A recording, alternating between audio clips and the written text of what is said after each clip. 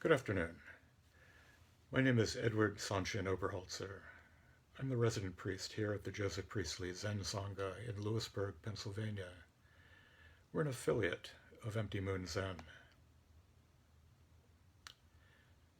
At some point, around 1300 years ago, a young man, whether through mischievousness, a desire to trip an old man up, or perhaps just perhaps, as earnest inquiry, this monk went up to an ancient and venerable teacher, Zhao Zhou, and asked a question usually put to a beginner on the koan path. One of the Dharmakaya koans, one of the koans meant to elicit an initial taste of the boundless.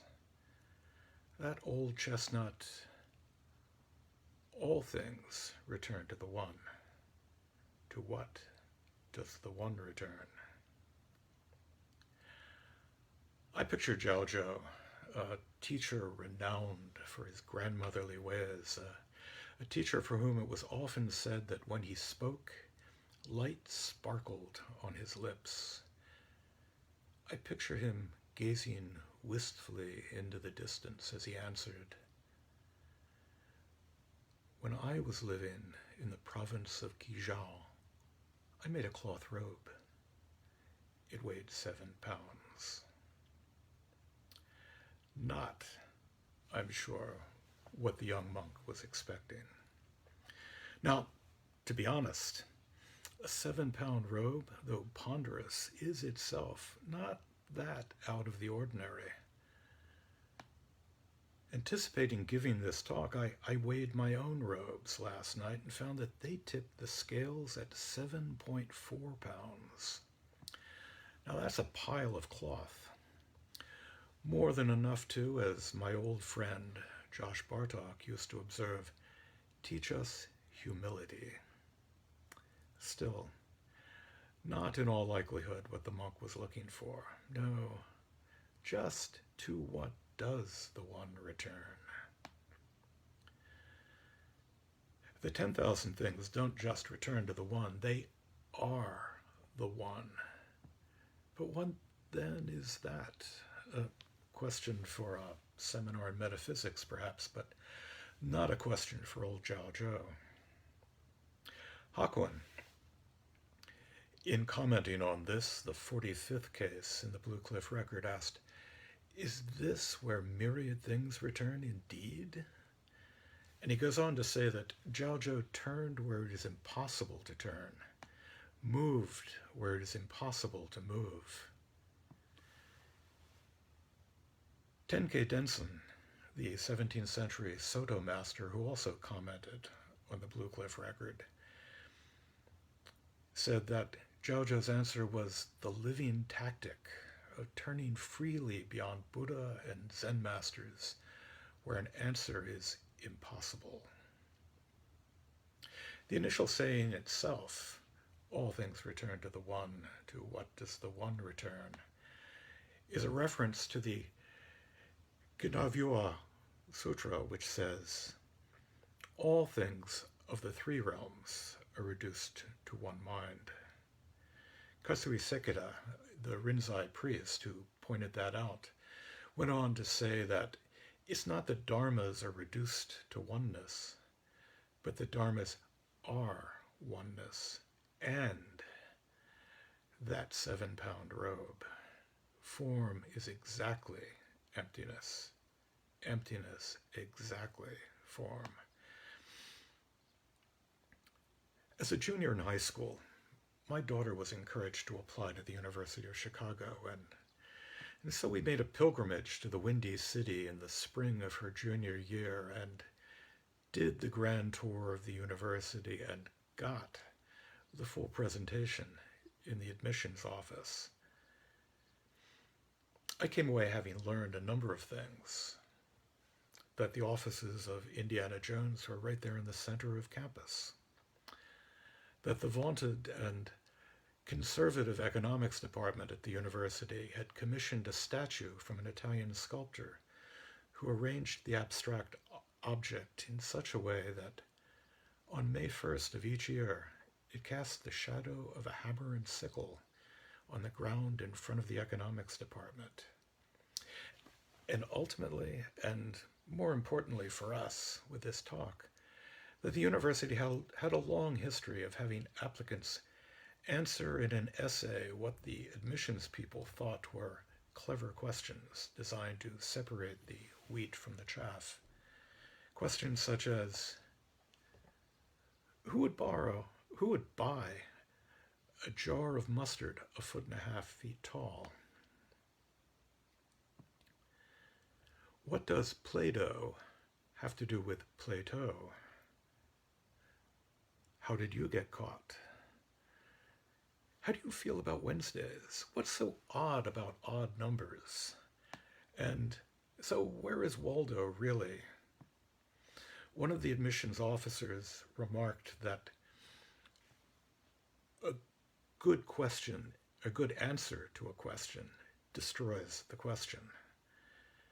But what woke me up was when the admissions officer revealed this essay question. All things return to the one. To what does the one return?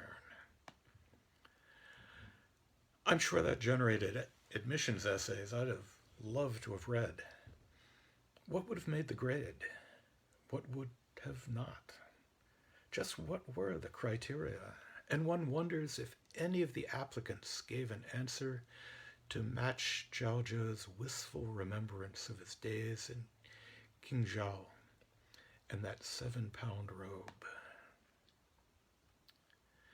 Torn from a spiritual context, questions like this take on a life of their own, but they can't help but carry just a whiff of the Dharma. My old companion on the way, Rod Mead Sperry, an editor at Buddha Dharma magazine, has collected what he calls Dharma burgers, cans of soda that offer enlightenment, smiling Buddhas in the most unlikely of circumstances. Just up the road from me is an auto repair business with the name of Bardo Collisions.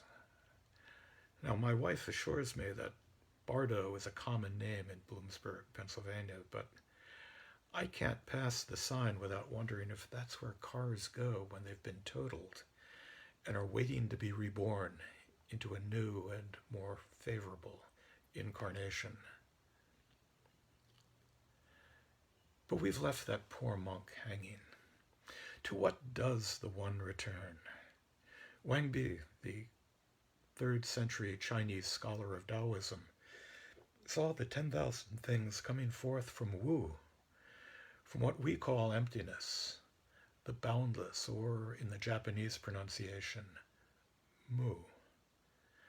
And in a continuous cycle returning to Wu in a process not unlike that visualized in quantum mechanics as virtual particles emerging from and disappearing into the emptiness of a vast field of space-time. But for Mahayana Buddhism, for Zen, that's not a sequence, not a process, but the realization that both sides, the many and the one, are one and the same. Not two sides of a coin, but the same coin. As Sekida said, the Dharma, the one, is the 7-pound robe. And Zhao Zhou's response, and it was a response, not a non sequitur. His response was exactly it, that 7-pound robe. And so we come to the end of the koan, and to Seicho, the editor's poem.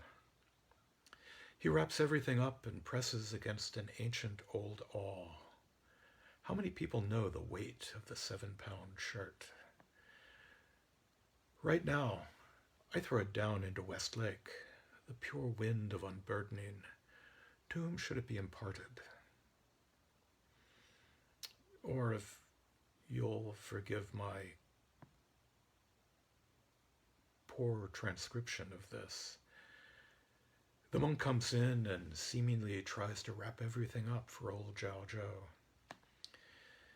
Those robes, such thusness, such presence, such form. But even this we don't need. Throw it away. Open your hands and cast it into that lake. And here, I give it to you with these empty hands. Thank you.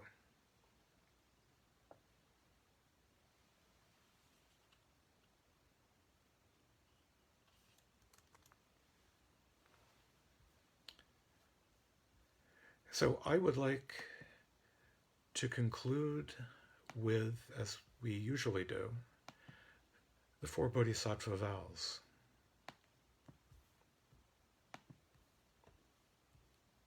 Oops, and I thought I had that.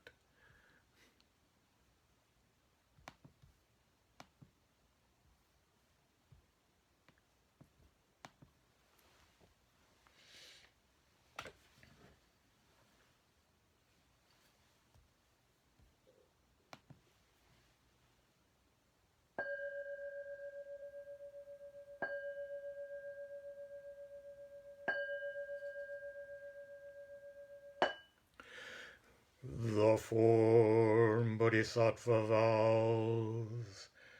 Beings are numberless. I vow to free them. Delusions are inexhaustible. I vow to end them. Dharma gates are boundless. I vow to enter them. The Buddha way is unsurpassable. I vow to realize it. Beings are numberless. I vow to free them. Delusions are inexhaustible. I vow to end them. Dharma gates are boundless. I vow to enter them. The Buddha way is unsurpassable. I vow to realize it. Beings are numberless. I vow to free them. Delusions are inexhaustible. I vow to end them. Dharma gates are boundless. I vow to enter them. The Buddha way is unsurpassable. I vow to realize it.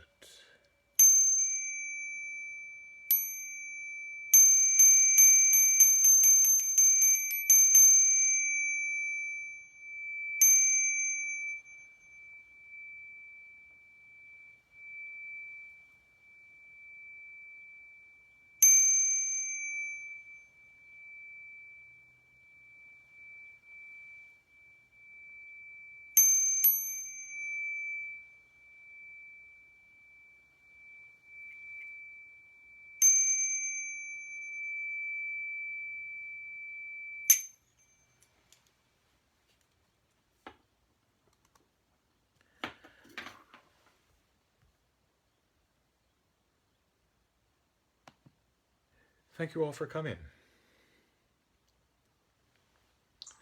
Thank you, Sanshin. Thank you for including me. You're certainly welcome. Anytime. Okay. Thank you. Thank you. Have a great day. Take care. You too.